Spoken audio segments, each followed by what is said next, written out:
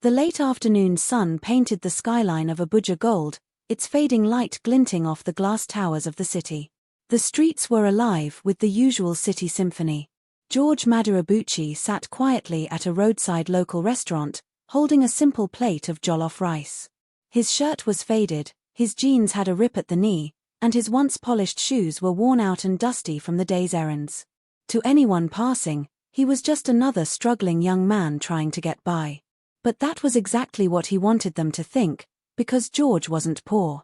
In this African folk tale, he was humiliated by his fiancée, but he returned as a billionaire to marry her friend.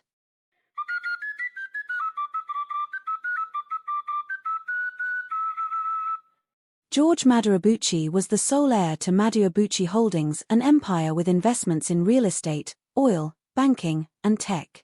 A man whose signature could shift stock markets. But in the last few months, George had been living a double life. He had stepped out of the comfort of his penthouse, parked his fleet of exotic cars in a hidden garage, and shed his designer suits for thrift store clothes. He wanted to answer one question. If I lost it all tomorrow, who would still love me? The reason for this test was simple. Her name was Amora. She was stunning. The kind of beauty that could silence a noisy room. Her hair always laid to perfection, her perfume a soft but lingering presence, her laughter like music in George's ears. They had been together for nearly 2 years, and George had been certain she was the one. But lately, he'd begun to wonder. The way her eyes lit up more when he mentioned a new trip to New York than when he said I love you. How she always introduced him to her friends with a subtle mention of his car or the expensive watch on his wrist. And how she seemed to enjoy telling stories about his wealth more than sharing quiet moments with him. That was when the idea was born. He stripped away all signs of his riches, reintroduce himself to her world as an ordinary man, and see if she stayed. On this particular Friday, George had been invited to dinner with Amora's family. He arrived at their grand mansion in an old Toyota car, still dressed in a faded plain shirt and worn shoes. The security guards gazed at him over twice before letting him through to the house. He walked into the house. Inside, the living room smelled of imported leather and expensive wine. The marble floor gleamed under the chandelier light, reflecting wealth and class. Amora met him at the hallway, her dress shimmering like water under moonlight. But when she saw him, her smile faltered ever so slightly. "You wore that. What happened to your designer's clothes?" she asked, her voice barely above a whisper. George smiled faintly. "I lost everything. I will explain later. Everything is gone. The bank took all my properties as I could not repay the bank loan." "What bank loan? You are joking, right?" she seriously asked. "I am not," he quietly responded. As they sat down, her father, Chief Benson, didn't bother to hide his disapproval. He leaned back in his seat. "Is this the man you have been telling us about?" he asked Amora, his voice deep and unimpressed. Amora hesitated. Yes, Daddy, this is George." Chief Benson's gaze swept over him from head to toe, as if inspecting a piece of furniture he was about to throw away. "But he looks nothing close to the description you gave us. Young man, what do you do for a living?" "Sir, I deal on tires and Macs, but..." "But what?" he interrupted. "A vulcanizer, I presume?" George's lips twitched, but he kept his tone calm.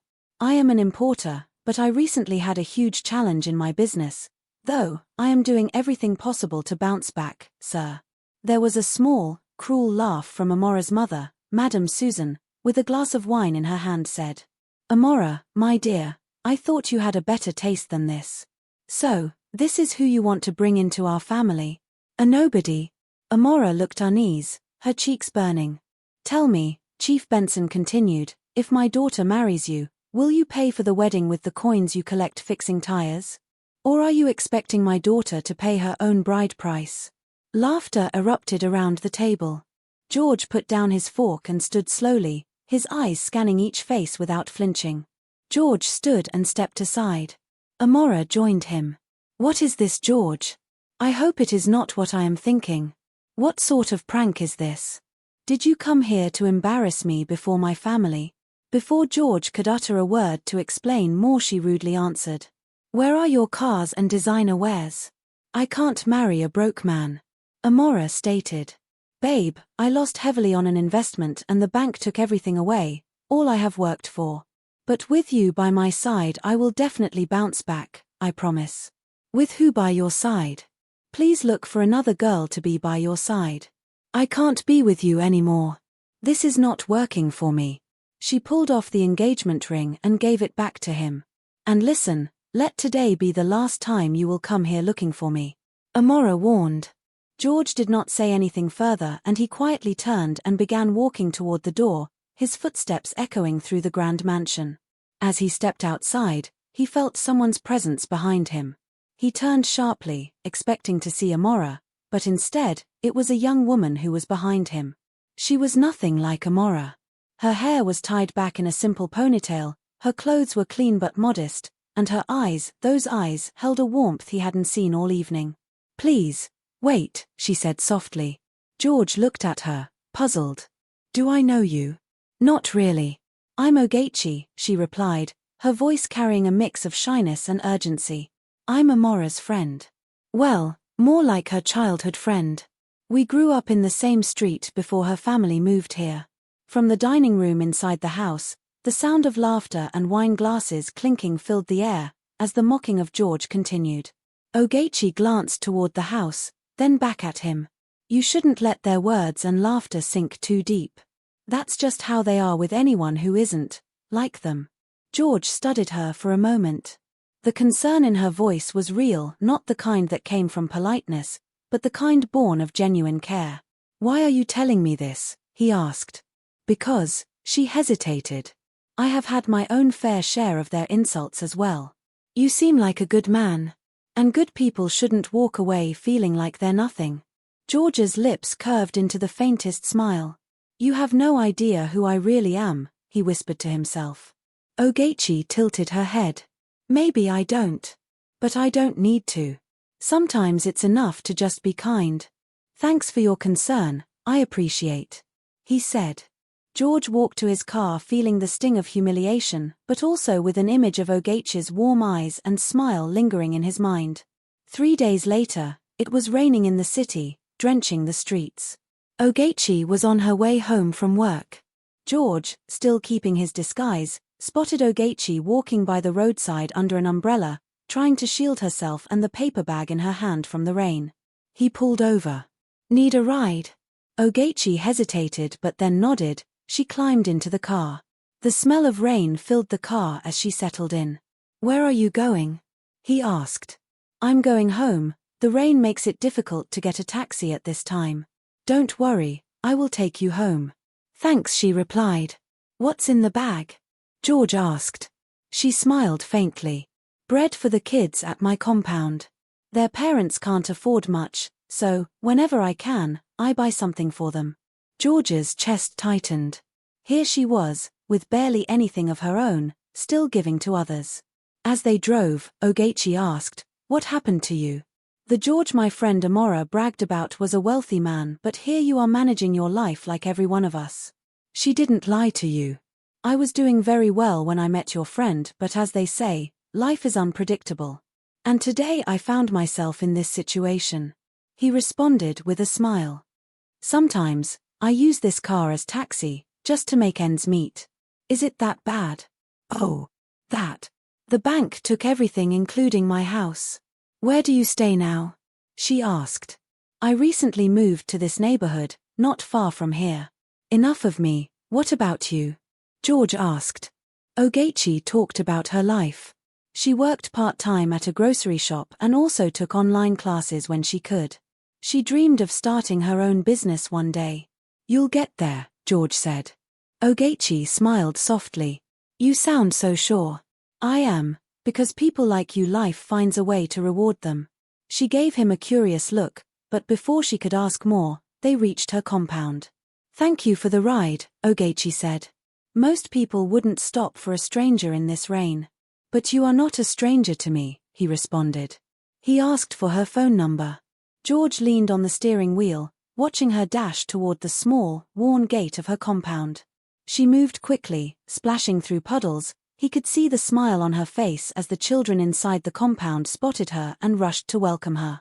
He sat there for a moment longer, his eyes narrowing at the thought of this wonderful good-hearted woman. The following week, George found himself driving to Ogechi's compound more often. Sometimes he would bring small groceries and other items while visiting. Other times, he would just sit with her in the car outside her compound, talking for hours. Their friendship blossomed. Ogechi began to visit him in his rented modest one-room apartment in the same hood. Most times she would visit and cook for him. Some other times, she would wash his clothes and clean his room before leaving. Unlike her friend Amora, Ogechi was contented with the little George had, and she unconditionally showed him love and care.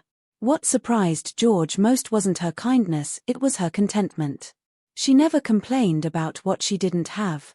She never spoke with bitterness about those who had more. One evening, as the sun dipped behind the city skyline, George asked, "Ogechi, if you met a man who had nothing, no house, no car, no fancy clothes, but he was hardworking and loved you deeply, would you marry him?" Ogechi looked at him for a long moment. "If he respects me and treats me well, why wouldn't I?" The sincerity in her voice made something shift inside George. But not everyone was happy about their relationship. Amora distanced herself from Ogechi when she found out that Ogechi was dating George. One day Amora met Ogechi on the way. While they interacted, Amora said, "My friend, rumors have it that you are now busy with that leftover guy I dumped. It seems you don't have big dreams for yourself." "What do you mean?" Ogechi asked. "That poverty-stricken George will drag you to everlasting poverty. You better leave him now with your sanity intact, otherwise he will infect you with poverty and I will not listen to you when you come crying." "Amora, my friend, when will you change? Love is not about what you will gain from your partner but what you will put in the relationship to make it work." She responded, "Mother Teresa, keep deceiving yourself. You think this is Hollywood movie, this is reality. I beg, who love help. I can't be with a man who cannot afford me." Few weeks later, George made a decision. It was time to vanish and he did. One morning, Ogechi stepped into George's compound to find his old Toyota car gone from its usual spot. She knocked at the door but no answer. She peeped through the keyhole and found the space empty. She looked down by the doorstep. She found an envelope with her name written on it. She picked it up, hesitated but finally opened the envelope and it read, "Thank you for seeing me when no one else did. I have traveled to meet a friend who promised to help me find my feet back. I will soon return. Take care of yourself. I love you. George." No address, only the letter. Her eyes scanned the street. No sign of him. She tried calling him. His phone number was unreachable. For weeks, Ogechi looked for him. She passed by the local restaurant they often eat at, nothing. She checked few tire shops in the area, no one knew him. It was as if George had evaporated into the air. Life went on, but the emptiness stayed. In that situation, she found herself thinking about the man with the tired eyes and warm smile who had once told her she would get there one day. Meanwhile, George traveled to the United States of America for business. Amora met Ogechi again. This time she mocked her. "I told you, he can't stand. Now he disappeared without even telling you. For your information, I just met this rich dude online. He is based in the United States of America. The guy is loaded and he will be in the country soon. Let me better ask him to link you with one of his rich friends instead of wasting your precious time waiting for a failure. Please keep your online rich boyfriend. I am not interested. I am very sure that one day George will come back to me. He is a good man." Ogechi responded. Few months later, the city started whispering. It began with a news headline Ogechi saw on the newspaper. "Mysterious young billionaire buys controlling shares in Zenith Crest Oil and Gas." A few days later, another one. "Unknown investor acquires prime real estate in City Central." The name wasn't in the papers. The photos were either blurred or taken from a distance. But one thing was clear, someone was shaking up the city's elite, buying companies and properties like they were pieces on a chessboard. It wasn't long before Chief Benson had problems with the government. Contracts awarded to his company were fraudulently secured and contract funds misused. His company was sealed off by Economic Financial Crime Commission. He was questioned and forced to repay the money of face jail term. He was compelled to sell off his properties, including his mansion home where George was humiliated. A few weeks later, a client ordered for some items from the supermart where Ogechi worked and requested the goods delivered at a well-known luxury hotel around that vicinity. Meanwhile, Amora's USA-based rich boyfriend was in the country and she was over the moon and could not wait to meet him. Ogechi went to deliver the items to the client at a luxury hotel. She stood by the reception, holding a small package containing the items she had come to deliver. She wasn't used to places like that. Her world was the modest supermart shop she worked in, the crowded streets of Abuja, the loving but simple compound she called home. The receptionist interacted with her and confirmed that she was in the right place. She later called the client to inform him of Ogechi's arrival.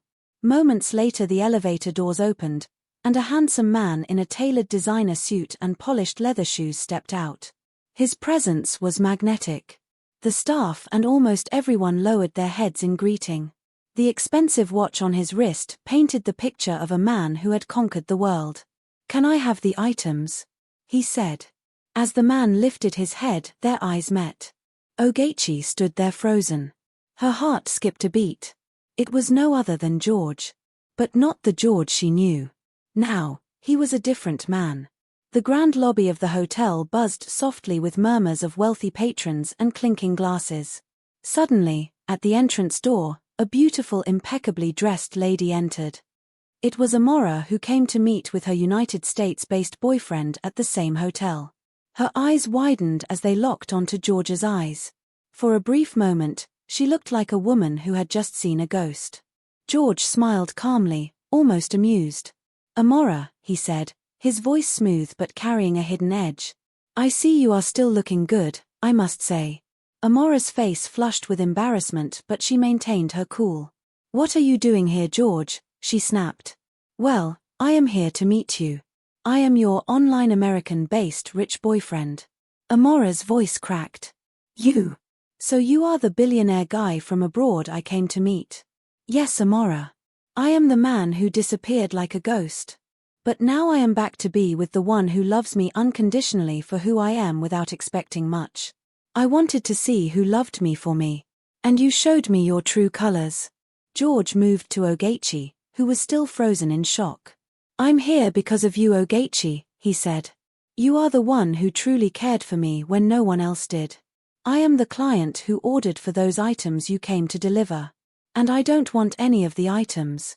All I want is you to be by my side moving forward." Ogechi couldn't believe her eyes when George took her hand and proposed marriage.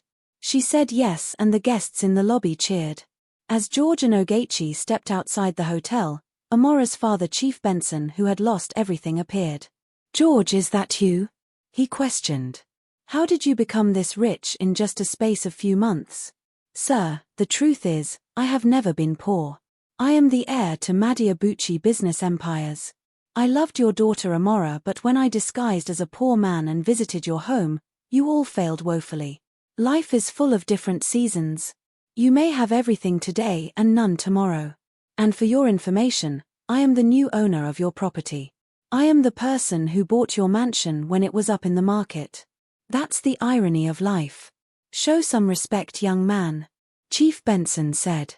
"Respect, they say, is earned, Chief. Not demanded. And I earned mine long before you decided to judge me." Amora stepped forward, her eyes blazing with a mixture of jealousy and desperation. "George, please, don't do this. We can fix this. I made a mistake. I am sorry. It was due to the pressure from my parents," she said, her voice trembling. "Please, let me explain." George's jaw tightened, but he remained calm. "You had your chance, Amora," he said, his tone icy but controlled. "When you saw a man without money, you saw trash. But your friend Ogechi saw a man beyond his present situation. She showed me love even when she knew I had nothing." Amora's lips quivered. She tried to speak, but her voice broke. She couldn't hold her tears anymore. George shook his head slowly. "You never loved me, Amora. You loved the idea of a rich man, and when you thought I was poor, you spat on that idea." Chief Benson's voice was cold and hard. He couldn't believe what he heard. he scoffed, and he walked away with her daughter in humiliation. But George smiled, the smile of a man who had been humbled and had risen stronger. Regret is for those who choose to live in the past. With that, George turned to Ogechi and passionately kissed her lips. Amora's name slowly faded from headlines, replaced by whispers of jealousy and regret. On the night of George and Ogechi's engagement party, the city celebrated their love story. The grand hall sparkled under crystal chandeliers as Abuja's elite gathered to celebrate the engagement party of George and Ogechi. Laughter and music filled the air, while photographers snapped pictures of the radiant couple. They danced and their smile was brighter than any diamond. George looked every bit the billionaire she now knew him to be, but it was the tenderness in his eyes that stole her heart. They danced and were lost in each other's embrace. Meanwhile, Amora, filled with rage in their modest home that was nothing closer to the mansion they lost, watched news reports about George and Ogechi's growing empire and love story. How dare they, she frowned. He belongs to me, not her, she said to Chief Benson. Father, this is your fault. You and Mother pressured and pushed me away from a very good man who loved me. Chief Benson looked at her. Enough. Young lady. How would I have known that he was testing the family? If he truly loved you, he wouldn't have replaced you with your friend no matter the circumstance. The news spread like wildfire in the neighborhood. No one could believe it. The same wretched George that Amora's family had mocked and humiliated months ago had returned and proposed to her friend Ogechi. He didn't just return wealthy, but had been a billionaire all along. He rides in a convoy that made the city look like it was hosting a presidential visit. Amora's wealthy family, once puffed up with pride, now hid behind their gates. People whispered about how fate had humbled them in return. Meanwhile, Ogechi, the beautiful young woman who had once offered the disguised poor man comfort and kindness without asking for a thing, was unaware of the storm that was about to announce her to the world. It was their wedding day. The city of Abuja never seen such a gathering. Guests arrived the city in convoys of exotic cars. The grand ballroom of the luxurious Sky Haven Hotel glittered like a palace in the clouds as guests were ushered in. Chandeliers sparkled above, tables draped in gold and white lined the hall, and the air carried the scent of roses and expensive perfumes. Every guest was dressed to kill, and the whispers in the room carried the same question. Who is his bride? How did she win the heart of George, the CEO of Maduabuchi Holdings? Many whispered. Journalists with cameras stood in neat rows, ready to capture every moment. What nobody knew, except a few close friends, was that the groom, George Maduabuchi, was the same man who had once been thrown out of Chief Benson's mansion, mocked for his torn shoes and cheap shirt. The same man who Amora and her family had rejected because he looked like a liability. But today, his suit was a custom-made Italian masterpiece worth more than some cars parked outside. His wrist gleamed with a Patek Philippe watch, and his presence was so commanding that even the wealthiest guests avoided holding his gaze for too long. And beside him, in a breathtaking flowing expensive wedding gown, stood Ogechi, the woman who had shown him love and care when he looked hungry, and respect when the one he loved spat on him. She had no idea that the poor man she loved was the billionaire every young woman in the city wanted. George's gaze never left her.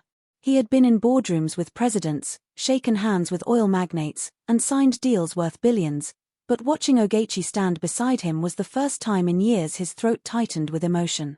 As he held her closely, he whispered just loud enough for her to hear. "You are the most beautiful thing I have ever seen." Ogechi smiled, still thinking she was marrying a broken businessman she met in a struggling phase of his life. Their wedding became the topic on every lip in the city and beyond. One night, George was with Ogechi on the rooftop of their mansion home, city lights twinkling below. "You are amazing, Ogechi. You didn't just accept me, you stood by me when the world turned its back." Ogechi smiled softly. "I told you, love isn't about money or status. It's about who is there when it counts." Then she asked, Who exactly are you?" George whispered, "I am the billionaire who searched for love as a poor man and found you." And so, the man they once mocked, the man they once called worthless, stood tall not to seek revenge, but to crown the woman who had seen his worth when the world saw nothing. Life had spun its wheel, teaching all who watched that wealth can vanish, beauty can fade, but a good heart will shine forever. As they walked into their new life together, it was clear, he didn't just return as a billionaire, he returned as proof that the greatest treasure is finding someone who loves you when you have nothing. And to those who had laughed at his pain, the echoes of their mockery had turned into the silence of regret. Because in the end, tables always turn, and when they do, they turn in ways no one ever expects. If you enjoyed this story or learned anything from it, don't just watch, spread it. Click the like button, share, and subscribe to African Tales by Bro Divine for more powerful African tales that remind us that life always rewards the pure in heart. Thanks for watching. Remain blessed.